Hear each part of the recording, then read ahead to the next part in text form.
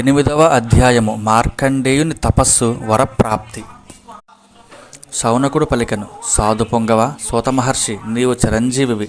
ప్రవచనమునందు కోవిదుడవు. సంసారమనడి అంధకారమునందు పరిభ్రమించు మానవులకు తరుణోపాయమును చూపుచు భగవత్ సాక్షాత్కారమును కలిగింతువు. దయతో మాకు గల ఈ సందేహమును తీర్పుము. మృకండుని కుమారుడైన మార్కండేయుడు చిరాయువు, చిరంజీవి అనియు, ప్రళయకాలమున జగత్తంతయు పరమాత్మలో లయమైనప్పుడు కూడా ఆ మహాత్ముడు సురక్షితముగా ఉండిననియు జనులు అనుకొనుచుందురు. కానీ సూతమహర్షి, మార్కండేయుడు ఈ కల్పమునందే మా వంశమునందే జన్మించినవాడు. ఇంతవరకును ఈ కల్పమున ప్రళయము సంభవింపలేదు. ఆ సమయమున పృథ్వీ అంతయు ప్రళయకాల జలములలో మునిగియుండును కదా. అప్పుడు మార్కండేయుడు కూడా ఆ జలములలో మునిగిపోయి ఉండును కదా. అప్పుడు అతడు వటపత్ర సాయి అయిన బాల ముకుందుని దర్శించుట ఎట్లు సంభవించును? సూతమహర్షి, మాకు ఈ సంశయము గలదు. దీనిని గూర్చి తెలుసుకున్నట్టుకు ఉత్కంఠతో ఉన్నాము. నీవు మహాయోగివి, పౌరాణికులలో శ్రేష్ఠుడవు. దయతో మా ఈ సందేహమును తొలగింపుము. సూతుడు పలికెను, శౌనక మహర్షి, నీవు అడిగిన ఈ చక్కని ప్రశ్న ఎంతయో సముచితమైనది. దీనివలన జనుల యొక్క భ్రమలన్నీయును తొలగిపోవును. పైగా ఈ కథ వలన శ్రీమన్నారాయణుని మహిమ వెల్లడియవును. మహిమాన్వితమైన ఈ గాథను గానము చేసిన వారి యొక్క సకల కలి కల్మషములను దూరమగును. మార్కండేయుడు తన తండ్రి దగ్గర ఆయా సమయములకు అనుగుణముగా క్రమము తప్పకుండా ద్విజ సంస్కారములన్నింటినీ పొందియుండెను. విద్యుక్తముగా వేదాధ్యయనము చేసి తపస్వాధ్యాయ సంపన్నుడయ్యను. మార్కండేయుడు శాంత స్వభావుడు. అతడు తన జీవితమంతయును బ్రహ్మచర్యవ్రత దీక్షతో నడిపెను. జటాధారి అయి వల్కలములనే ధరించెను. చేతులలో కమండలమును దండమును పూనెను. అతని యొక్క కటియందు మేకల, భుజముపై యజ్ఞోపవేతము విలసిల్లుచుండెను. కృష్ణాజనము, రుద్రాక్షమాల, కుశలు ఆయన నియమములకు వన్నెదెచ్చుచుండెను. అతడు ఉభయ సంధ్యలయందును సాయం ప్రాతకాలములయందు అగ్ని కార్యములను, సూర్యోపాసనమును, గురుపూజలను, బ్రాహ్మణ సత్కారములను ఆచరించెను. మానస పూజ ద్వారా తనలో అంతర్యామిగానున్న పరమాత్మను ఆరాధించుచుండెను. ప్రాతకాలమునందును సాయం సమయమునందును భిక్షాన్నమును తీసుకొని వచ్చి గురు సమక్షమున ఉంచి మౌనముగా నిలిచియుండెడివాడు. గురువు యొక్క అనుజ్ఞతో ఆ భిక్షాన్నమును ఒక్క పూట భుజించెడివాడు. ఒక్కొక్కసారి గురువు అనుజ్ఞ లభింపనప్పుడు ఉపవసించెడివాడు. మార్కండేయుడు ఈ విధముగా తపస్సునందును స్వాధ్యాయమునందును నిరతుడై కోట్ల కొలది సంవత్సరములు సుదీర్ఘ కాలము భగవంతుని ఆరాధించి యోగులకును సుదుర్జయమైన మృత్యువును జయించెను. అతడు మార్కండేయుడు మృత్యువును జయించుట చూచి బ్రహ్మదేవుడు, పరమశివుడు, భృగు మహర్షి, దక్ష ప్రజాపతి, బ్రహ్మదేవుని పుత్రులు, మానవులు, దేవతలు, పితృదేవతలు, సకల ప్రాణులు మొదలగు వారు మిగుల విస్మితులయ్యారు. ఈ విధముగా అతడు బ్రహ్మచర్య వ్రతమును పాటించుచు తపస్వాధ్యాయ సంయమాదుల ద్వారా అవిద్యాది క్లేశములను దాటుచు పవిత్రమైన అంతఃకరణముతో ఇంద్రియాతీతుడైన పరమాత్మను ధ్యానింపసాగెను. పరమయోగి అయిన మార్కండేయుడు మహాయోగము ద్వారా తన చిత్తమును భగవత్ స్వరూపమునందే నిమగ్నమునొచ్చెను. ఈ విధముగా అతడు సాధన చేయుచుండగా 6 మన్వంతరముల కాలము గడిచిపోయెను. బ్రాహ్మణోత్తమ, మార్కండేయుడు 6 మన్వంతరములు ముగిసి 7వదియగు వైవస్వత మన్వంతరమునందు కూడా తన తపస్సును కొనసాగించుచుండెను. ఆ విషయము ఇంద్రునకు తెలియవచ్చెను. అతని తపస్సు కారణముగా తన ఇంద్ర పదవికి ముప్పు వాటిల్లునేమో అని శంకించి దేవేంద్రుడు భయగ్రస్తుడయ్యను. అంతటా మార్కండేయుని తపస్సును భంగపరచుటకు పూనుకొనెను. శౌనక మహర్షి అతని తపస్సునకు విఘ్నము కలిగించుటకై సురపతి గంధర్వులను, అప్సరసులను, మన్మధుని, వసంతుని, మలయానిలమును, లోభమును, గర్వమును మార్కండేయ ముని యొక్క ఆశ్రమము కడకు పంపెను. మహాత్మా, ఆ ముని యొక్క ఆశ్రమము హిమాచల పర్వతమునకు ఉత్తర దిశయందు పుష్పభద్రా నదీ తీరమునగలదు. అచట చిత్ర అను పేరుగల ఒక శిలగలదు. దేవేంద్రుని ఆజ్ఞ మేరకు గంధర్వాదులు అందరూ ఆ ఆశ్రమమునకు చేరిరి. మార్కండేయుని ఆశ్రమము మిగుల పవిత్రమైనది. దానికి నలువైపులయందును చక్కని వృక్షములు, లతలు అలరారుచుండును. ఆ చెట్ల నీడలయందు పుణ్యాత్ములైన మహామునులు తపశ్చర్యలు గావించుచుండిరి. నిర్మల జలాశయములతో ఆ ప్రదేశము దర్శనీయముగా ఉండెను. అచటి గండు తుమ్మెదల ఝుంకారములు, మత్త కోకిలల యొక్క మధురమైన పంచమ స్వరములు జనుల మనస్సులను ఆకర్షించుచుండెను. అందములను చిందించుచు నెమళ్ళు పురులు విప్పి మనోహరముగా నాట్యమాడుచుండెను. పరిపుష్టములై ఉన్న పక్షుల గుంపులు కలకలారావములు చేయుచుండెను. ఇంద్రుని ప్రేరణతో బయలుదేరిన మలయ వాయువులు సెలయేళ్ల తుంపరల చల్లదనము మోసుకొనుచు పువ్వుల పరిమళములతో గూడి కామోద్రేకములను కలిగించుచు ఆ ప్రదేశమునందు అతడును ప్రసరించెను. మన్మధుని ప్రియసఖుడైన వసంతుడు కూడా తన మాయా ప్రభావమును వ్యాపింపజేసెను. చంద్రోదయమైనంతనే అంతటను 12 వెన్నెలలు వెళ్ళి విరిసెను. చిగురుటాకుల గుత్తులు బారులు దీరి తమ సౌరభములను విరజిమ్ముచుండెను. లతల సుగంధ వృక్షములను పెనవేసుకొని ఉండెను. ఆ చెట్ల కొమ్మలు పుష్ప ఫలభరితములై వాటి బరువు వలన నేలను తాకుచుండెను. అంత మన్మధుడు కూడా ఆ ఆశ్రమమున ప్రవేశించెను. మృదంగాది నాదములతో గంధర్వులు మధుర గీతములను హాయిగా గానము చేయుచు ఆయనను అనుసరించిరి. వెంట వచ్చిన అప్సరసులు చక్కగా నృత్యములు చేయసాగిరి. మన్మధుడు పూల బాణములను సంధించి అచట నిలిచెను. అప్పుడు మార్కండేయుడు అగ్నిదేవునకు ఆహుతులను సమర్పించి భగవంతుని ఆరాధించుచుండెను. అతడు ఆసీనుడై కన్నులు మూసుకొని ఆకృతి దాల్చిన అగ్నిదేవుని వలె తేజోమూర్తి అయి జయించుటకు సాధ్యము కాని రీతిలో విలాజిల్లుచుండెను. అట్టి ఆ మహామునిని ఇంద్రుని దూతలు గాంచరి.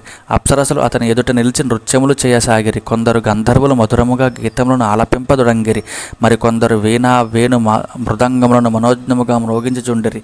అంతటా మన్మధుడు శోషణము, దీపనము, సమ్మోహనము, తాపనము, ఉన్మాదనము అను 5 ముఖములు గల శరమును తన చాపమున ఎక్కుపెట్టెను. ఆ సమయమున వసంతుడు లోభము అను ఇంద్రసేవకులు ఆ ముని మనస్సును కలువరపరుచుటకు పూనుకొనిరి. ఆ సమయమున పుంజికస్థలి అను అప్సరస బంతులాట ఆడుచుండెను. స్తనభారముచే ఆమె నడుము అటునిటు కదులుచుండెను. కొప్పున పెట్టుకొనిన పూలమాలలు జారి క్రిందబడుచుండెను. బంతులను అనుసరించి ఆమె తన వాలు చూపులతో అటునిటు పరిభ్రమించుచుండెను. అప్పుడు ఆమె ధరించిన కటిసూత్రము వడ్డానము జారిపోయెను. వాయువు తాకిడికి ఆమె వస్త్రము తొలగిపోయెను. మార్కండేయును జయించుటకు అదియే తగిన సమయమని భావించి మన్మధుడు తన పుష్పబాణమును ప్రయోగించెను. దురదృష్టవంతుని అసమర్థుని ప్రయత్నము వలె మన్మధుని ప్రయోగము నిష్ఫలమాయెను. మహాత్మా శౌనక మార్కండేయ మహాముని అమిత తేజస్వి.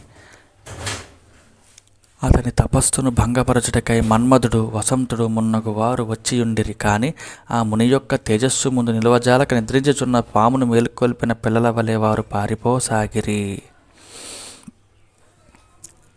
బ్రాహ్మణోత్తమ శౌనక, ఇంద్రుని అనుచరులు ఈ విధముగా మార్కండేయును జయించుటకు తపస్సును భంగపరచుటకు పూనుకునిరి. కానీ ఆ మహాముని ఏమాత్రమూ చలింపలేదు. అంతేకాదు, ఆ మునిలో ఎంతమాత్రము అహంభావము గాని మోహము గాని కలగలేదు. మహాత్ముల యొక్క ప్రభావమే అట్టిది. ఇందు ఆశ్చర్యపడవలసినది ఏమీయూ లేదు. మన్మధుడు తన అనుచరులతో సహా తేజోరహితుడై తిరిగి వచ్చుడని ఇంద్రుడు గమనించను. అంతేగాక అతడు మార్కండేయుని తపో మహిమను విని మిగుల నివ్వెరపోయెను. మార్కండేయ మహర్షి తన తపస్సు, స్వాధ్యాయము, ధారణ, ధ్యాన, సమాధియుత యోగనిష్ట ద్వారా భగవంతుని యందు తన మనస్సును లగ్నమునొచ్చెను.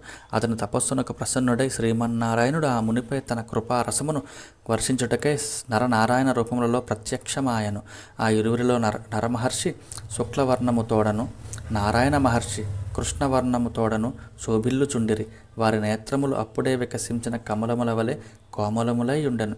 ఇరువురును చతుర్భుజ శోభితులే. ఒకరు జింక చర్మమును, మరి ఒకరు వల్కలములను ధరించియుండిరి.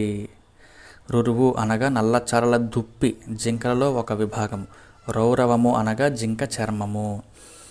ఇద్దరును దర్భ పవిత్రములను ధరించియుండిరి. ఇరువరి భుజములపై 3 పోగులు గల జందెములు విలసిల్లుచుండెను. వారు కమండలములను ఏమాత్రము వంకరలేని వెదురు దండములను చేబూనియుండిరి. వారి చేతులలో పద్మాక్షమాలలు, జంతుమార్జనములు అంటే దోమలు, ఈగలు మొదలగు వాటిని పారద్రోలుటకు ఉపయోగించడి వస్త్రములు శోభిల్లుచుండెను. వారి ఆకృతులు వేదములు, తపస్సులు రూపుదాల్చినట్లుగా అలరారుచుండెను. వారి శరీరముల నుండి విద్యుత్కాంతులు పసుపు వన్నెలను విరజిమ్ముచుండెను. వారి విగ్రహ అంటే శరీరములు మహోన్నతములు. ఆ ఇరువురును బ్రహ్మాది దేవతల యొక్క పూజలను అందుకునిన వారు. సాక్షాత్తుగా భగవద్రూపులైన నరనారాయణ మహర్షుల యొక్క దివ్యాకృతులను గాంచినంతనే మార్కండేయముని తన ఆసనము నుండి లేచి వారికి ఉప్పొంగిన అత్యధిక ఆదరణముతో దండ ప్రణామము ఆచరించెను. అతడు వారిని దర్శించినంతనే అతని ఇంద్రియములు, అంతఃకరణము ఆనందంలో ఒల్లాడెను. శరీరమునందలి రోమములు పులకించిపోయెను. నేత్రములు ఆనందాశ్రుపూర్ణములొకట వలన వారి దివ్య మూర్తులను స్పష్టముగా దర్శింపలేకపోయెను. జై శ్రీహరి.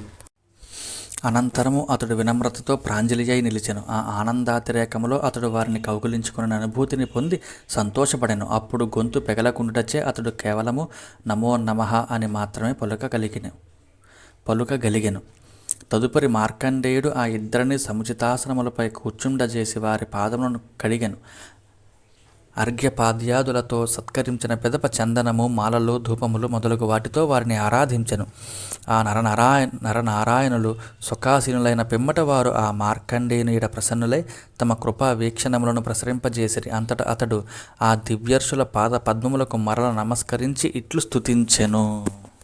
మార్కండేయ ప్రార్థన. మార్కండేయ ఉవాచ: కిం వర్ణయే తవ విభో యదుదీరితోషుః సంస్పందతే తమను వాజ్మన ఇంద్రియాణి స్పందంతి వై తనుభృతాం అజశర్వయోశ్చ స్వస్యాప్యథాపి భజతామసి భావబంధుః. భావము: సర్వేశ్వర, నీవు అనంత మహిమాన్వితుడవు, నేను అల్పజ్ఞుడను. నీ ప్రేరణ చేతనే బ్రహ్మ, శంకరుడు మొదలగు దేవతల యొక్క, సామాన్య ప్రాణుల యొక్క, నా యొక్క ప్రాణశక్తి చైతన్యవంతమగుచున్నది. అట్లే మనస్సు, వాక్కు మున్నగు ఇంద్రియములలో వాటి కార్యములకు, మాట్లాడుట, ఆలోచించుట, తెలుసుకొనుట మొదలగు వాటికి శక్తి ప్రాప్తించుచున్నది. నీవు అందరికీ ప్రేరకుడవు, పరమ స్వతంత్రుడవు. అయినను అనన్య భక్తితో నిన్ను సేవించువారి ప్రేమ బంధములకు కట్టుబడుచుందువు. మూర్తి ఇమే భగవతో భగవంస్త్రిలోక్యా క్షేమాయ తాప విరమాయ చ మృత్యుజిత్యై నానా బిభర్ష్య వితుమన్యత నూర్యతేదం సృష్ట్వా పునర్గ్రససి సర్వమివోర్ణనాభిః.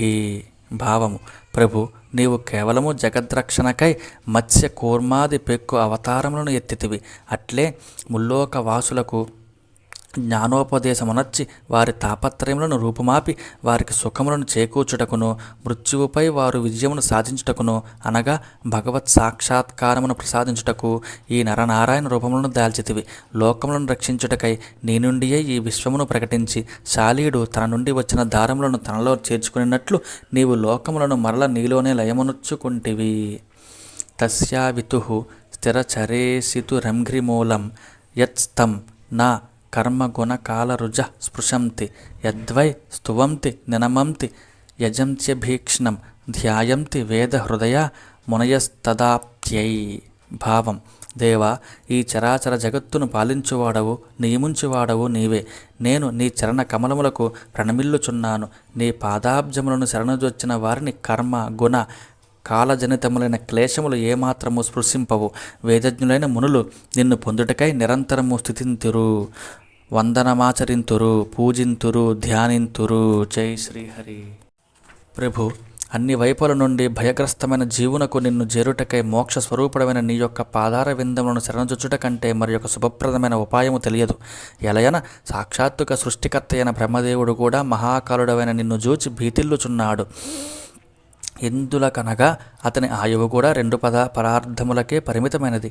ఇక ఆయన సృష్టించిన ప్రాణుల విషయమును చెప్పవలసినది ఏమున్నది? అందువలన ఓ పరమాత్మ, నీ పాద పద్మములనే నేను సేవించెదను. నీవు సమస్త జీవులకును పరమగురుడవు, సర్వశ్రేష్ఠుడవు, సత్యజ్ఞాన స్వరూపుడవు. ఈ దేహగేహాదులు అసత్యములు, నశ్వరములు, ప్రతీతి మాత్రములు, నిష్ఫలములు. ఇవి ఆత్మస్వరూపమును కప్పివేయును. కావున వీటిని త్యజించి నీ పాద పద్మములనే శరణుజొత్తుము. నీకు ప్రపన్నుడైన ఏ ప్రాణికైనను సకల అభీష్టములు సిద్ధించును. జై శ్రీహరి. పరమేశ్వర, నీవు సకల జీవులకును ఆత్మబంధుడవు. సత్వరజస్తమో గుణములు నీ మూర్తులే. వీటి ద్వారా జగత్తు యొక్క ఉత్పత్తి, స్థితి, లయములను నెరపుచుందువు. రజోగుణమును ఆదరించి బ్రహ్మదేవుని రూపమున జగదుత్పత్తికిని, సత్వగుణము ద్వారా విష్ణు రూపమున తద్రక్షణమునకును, తమోగుణము ద్వారా శివరూపమున దానిని లయమునర్చుటకును కారకుడవై పెక్కు మాయామయ లీలలను ప్రదర్శించుచుందువు. అయినను నీ సత్వగుణ రూపమే ప్రాణులకు శాంతిని చేకూర్చుచుండును. రజస్తమో గుణ మూర్తుల వలన జీవులకు శాంతి లభింపదు సరిగదా. దుఃఖము, మోహము, భయము వృద్ధి అగును. పరమపురుష, బుద్ధిమంతులైన నీ భక్తులు వారికి పరమప్రియమైన విశుద్ధముగు నీ నరనారాయణ రూపమునే ఉపాసింతురు. తత్ఫలితముగా నీ నిత్యధామమైన వైకుంఠమును పొందుదురు. అది భయరహితము, ఆత్మానంద పరిపూర్ణము. కనుక నీ భక్తులు నీ రజస్తమో గుణ రూపములను స్వీకరింపక కేవలము సత్వగుణ రూపమునే ఉపాసింతురు. జై శ్రీహరి. షడ్గుణైశ్వర్య సంపన్నుడవైన ఓ పరమేశ్వర, నీవు అంతర్యామివి, సర్వవ్యాపకుడవు, సర్వస్వరూపుడవు, జగద్గురుడవు, పరమారాధ్యుడవు, శుద్ధ స్వరూపుడవు. సమస్త లౌకిక వైదిక శాస్త్రములు నీ అధీనములో ఉండును. వేద మార్గ ప్రవర్తకుడవు నీవే. నరోత్తముడైన నర ఋషి రూపములోను, పరమగురుడైన నారాయణ ఋషి రూపములోను విరాజిల్లుచున్న నీకు ప్రణమిల్లుదును. నీవు ప్రతి జీవుని ఇంద్రియముల యందును, ఇంద్రియార్థముల యందును, విషయముల యందును, ప్రాణముల యందును, హృదయముల యందును విరాజమానుడవై ఉన్నను. నీ మాయా ప్రభావమున జీవుని బుద్ధిని మోహము ఆవరించి ఉండును. అందువలన ఆ జీవుడు అసత్యములను, నిష్ఫలములను అయిన ఇంద్రియ సుఖములలో చిక్కుకుని తన దృష్టిని నీ వైపు మరల్చడు. కానీ జీవుడు అజ్ఞానములో కొట్టుమిట్టాడుచున్నను.